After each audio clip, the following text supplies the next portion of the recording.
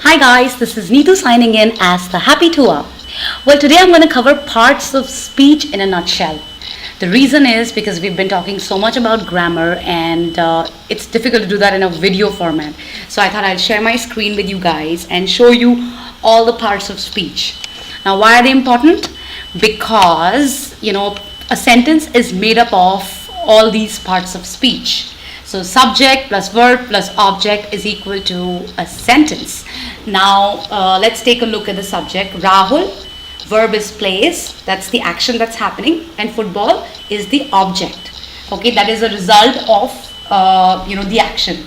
It could also be the object is something to which the subject does something. Okay, and if you look at the words Rahul and football, they are nouns. So if you notice, this particular sentence is made up of now two nouns and one verb. And similarly, you'll have when more and more words appear in a sentence, your sentences become longer. So all your sentences are formed by parts of speech. That's why it's important to learn them if you're planning to improve English or if you are planning to appear for any exam. It's important that you should know these, because all the rules that are associated with them, you will only be able to understand them if you know these. So let's begin. What are the parts of speech? Well, let's take a look at it one by one. Forgive me for the error message. Noun, pronoun, verb, adjective, adverb, preposition, conjunction, and interjection. So there are 8 parts of speech. Okay, we'll take a look at each of them one by one very quickly. Now, what are nouns? People, places, animals, things, ideas, events, states. These are nouns. So if any of these appear in a sentence, you know that it's a noun. Now, nouns can be common nouns. So all of these that you're looking at here, they are all common nouns. And proper nouns, when you know the names of all of these, okay, are proper nouns. So let's say from people, let's say boy, girl, all of them are common nouns. Mother, father, common nouns. But if I have to name them, for example, Meera or Rajat or let's say Mr. Sharma, all of these are proper nouns. Let's take a look at it in detail. Now, common nouns can be countable, uncountable, collective, compound, and abstract. Now, since we're really looking at it briefly, I'll give you examples for all of these. Countable nouns are nouns that can be counted. Pen or comb, you can count them. Uncountable, when nouns cannot be counted. Okay, it can be water, rice. So these are uncountable nouns. Usually we use singular verbs with them. Collective noun, for example, that's a collection of a lot of things or people. Team, army, group can be collective. Compound nouns, they're a combination of two nouns. So when two nouns are put together, for example, blackboard or keyboard. And abstract nouns are nouns like pain, smile, faith, happiness. These are all abstract nouns. Now, it's very confusing sometimes when you see abstract nouns, but whenever it's used as a subject, you will know that it's a noun. For example, smile is rare. Okay, so smile is a noun here. So that way you can identify. Proper nouns, as I discussed, they are names of all of these. Now, why am I discussing nouns? Because a lot of common errors occur with especially like uncountable nouns or collective nouns when you have to use a verb after them. So that's why, to be able to understand those rules, you should at least be able to identify what kind of a noun is it. Right now, we're not going to get into details of error. I can though share with you that common errors, occur when, for example, if it's an uncountable noun. Let's say the word hair. Hair is also uncountable. Some people say, your hair are very nice. It's incorrect. Your hair is very nice. Okay, I always give this example because it's such a common error that I hear all the time. Then errors can also happen with the singular or plural. Sometimes if a noun is plural, people end up using a singular verb with it. So you first should know what are nouns, what are the different categories. Even if you just remember this much information, it's okay. And then eventually, when we cover the rules or common errors, you'll be able to put 2 and 2 together. So this is about nouns. Let's move to pronouns now. Pronouns can be, again, they can, be a subject or an object in a sentence. So, when you use them as a subject, for example, let's say the first person. First person is the person who's talking. I. So that becomes a, your subject pronoun. If you're using it as an object towards the end of the sentence, then it becomes me. Similarly, you have possessive pronouns also, like mine or my, or reflexive. It's like a reflex action.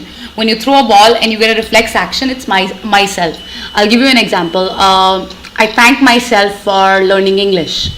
So in this case, myself is a reflexive pronoun. Okay, so all these I, you, he, she, it, we, their plural forms are here. We, them, theirs, ourselves, yourselves, they're all pronouns. Again, why are we covering them? Because there are very common errors associated with them. So when you're actually completing a grammar exercise on pronouns, you should at least know which are the pronouns. And there's one error that I hear all the time, which is myself.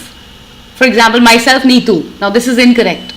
If I have to introduce myself, I have to say my name is Neetu or I am Neetu.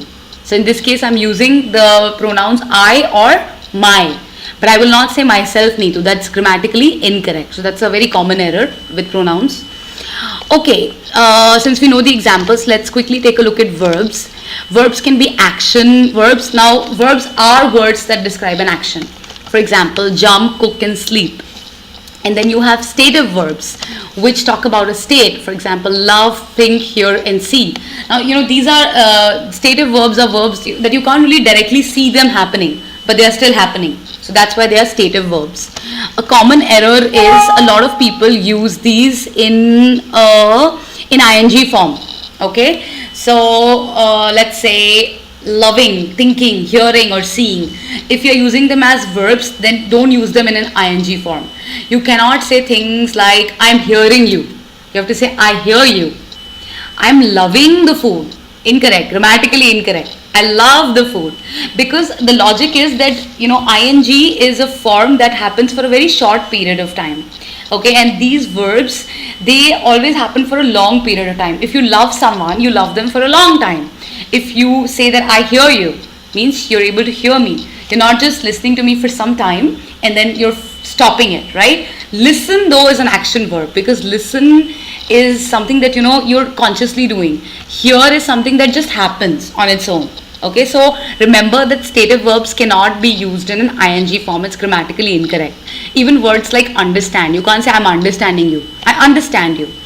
Now there can be exception, because the immediate thought that comes to mind is, well, there are people who say I am seeing her. That's correct, because that's a commonly accepted phrase. It means the meaning changes. Then you're saying that I'm seeing her means I'm dating her. Now what is the error here? Keep the currency, but okay. I think I finally clicked the right error message. So me and technical things don't really go well together. Okay, so coming back to the verb error, so we don't use them in an ing form. Now let me tell you another thing, which is that same words can be used as noun or verbs depending on the context. For example, let's say love.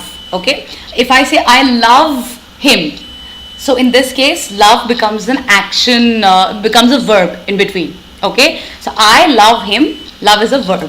But if I say love is a beautiful feeling, in this case, I'm using it at the beginning of a sentence and it's a subject. So in this case, it's a noun. So just remember this, that don't get confused when you look at a word. It doesn't always have to be that if I have put it as an example here that it's a verb, it will always be a verb. It can also be a noun. So same words can be nouns or verbs depending on the context in the sentence. Okay, let's move to adverbs and adjectives very quickly. Now adjectives, they describe or modify a noun or pronoun. For example, they describe a person or thing. Rajat is a good boy. What kind of a boy is Rajat? Good boy. So it's describing a noun here. That's why it is an adjective. Similarly, she is short.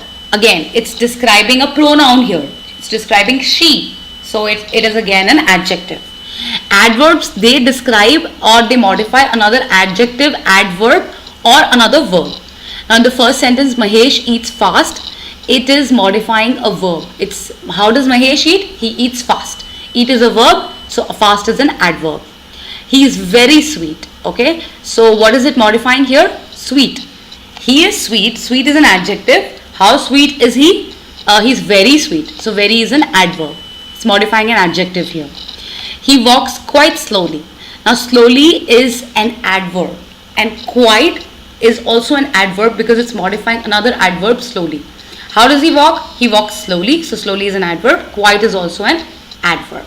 So that's the way to recognize an adverb and an adjective. So how I simply remember this is, if it's modifying a person or a thing, it's an adjective. If it's modifying verb or any other word, then it's an adverb.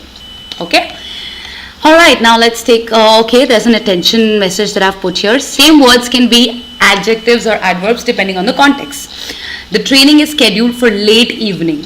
Okay, so here it's before evening. Evening is a noun. It's modifying a noun, so it's an adjective. She reached late. When did she reach? She reached late. So it's modifying a verb. So here it's an adverb. So in the first sentence it's an adjective. In the second sentence it's an adverb. So the same word can again be used as an adverb or an adjective. So don't get confused when you're trying to recognize these parts of speech within a sentence. Okay. Prepositions, conjunctions, interjections. I have put them together. Prepositions are words like over, under, in, on, at. What do? They are used with nouns and pronouns. Now you already know what nouns and pronouns are. They're used with them to show direction, location, time, space. You know, for example, the book is on the table. So that's a preposition, on there. Conjunctions, they join words or phrases together. For example, like, and, because, but, as. Interjections are usually words with an exclamation mark. They are used to make a conversation interesting. Now they don't really add too much grammatical value, but if you want to add an expression to the way you're speaking, you will use these particular words like oops, hey, are you okay? So you know, these words, they add a lot of emotion to your speech. So these are all the parts of speech in a nutshell. Now that I've told you what they are, let's quickly do an exercise. And also I have put an attention message which says that don't use any of these words as fillers, especially these prepositions, conjunctions and interjections.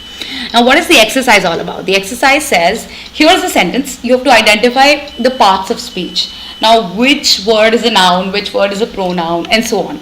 So you can pause this video and just try to do it yourself, and then I will show you the answer. Take a minute or two to kind of think about these words and put them in a table maybe. The answer I will give it to you right away, but please guys, try to do it yourself first. Okay, so oops is an interjection, my is a pronoun, friend is a noun, made verb, is an article. Now articles are also, in a way, they are adjectives because they are modifying nouns or pronouns. Okay, for example, a lovely cake. So it is in a way an adjective. Lovely is an adjective, cake is a noun, but is a conjunction, I pronoun, immediately is an adverb because it says immediately threw. How quickly did you throw it? I immediately threw it. So it's modifying a verb, so it becomes an adverb. Through is a verb, it is a pronoun, in is preposition. It's talking about, the direction here, the place. Where did you throw it? In the bin. The is an article, bin is a noun. So, oops, my friend made a lovely cake, but I immediately threw it in the bin. Now, a very good way to remember is, since I put this example here, why don't you write this example for yourself and copy this table. This could be that one example which will make you remember all the parts of speech. Whenever you have to think about, okay, how do I identify the part of speech, from a sentence. So this is that one common example that you can use. So yes, that's about it on parts of speech in a nutshell. And do subscribe to my channel, share as much as you can so that more people can learn grammar and improve English. And you can please put your comments in case you have a specific question, or if you like the video, do tell me. If you want any specific videos on grammar, let me know that too. And guys, please keep sharing it with as many people, because that will help me also understand that okay, people are learning through these videos, and I can make more and more. It'll keep me motivated to make more videos. So on this note, this is Neetu signing off as the Happy Tua. You take care, keep learning. Bye bye.